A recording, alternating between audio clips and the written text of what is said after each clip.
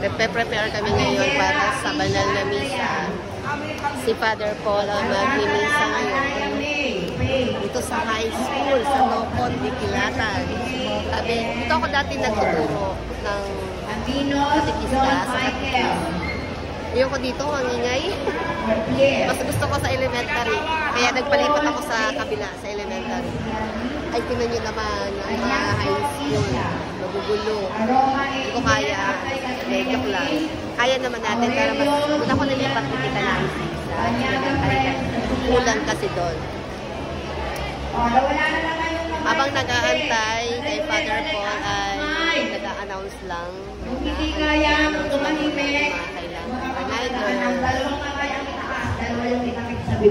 Okay? Father Wilson Katabay. ang sinayuan ng ating isa sa pambungan na awit.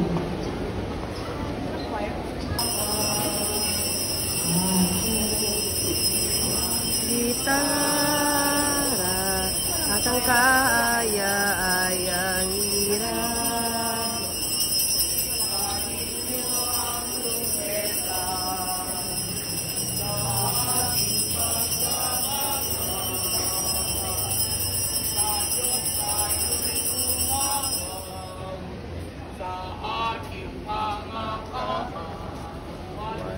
Tayo ay kanyang ililigtas.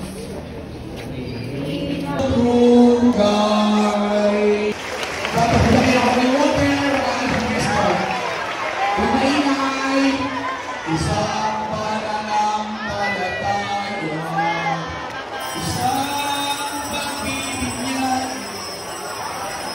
isang Panginoon, ang piling ating mahal, mabili ni Jesus, noong siya'y lumisan, tayo ay nagkatipon sa pagmamahalang pananampalataya, isang pagbibigyan, isang Panginoon, ang piling nating mahal. Yung aming klase, yung classroom, yung mga mag-renases, yung mga nawalang manina, mga people. O, yan, meron kaming merienda time. Dito sa Nocon High School. Meron kaming pansit. Meron kaming, ano tawag dito, te? Ano yan? Madyan? Palitaw. Palitaw pala. Meron kami ditong merienda after magmisa. Dito ulit ako ngayon sa high school. Kain tayo.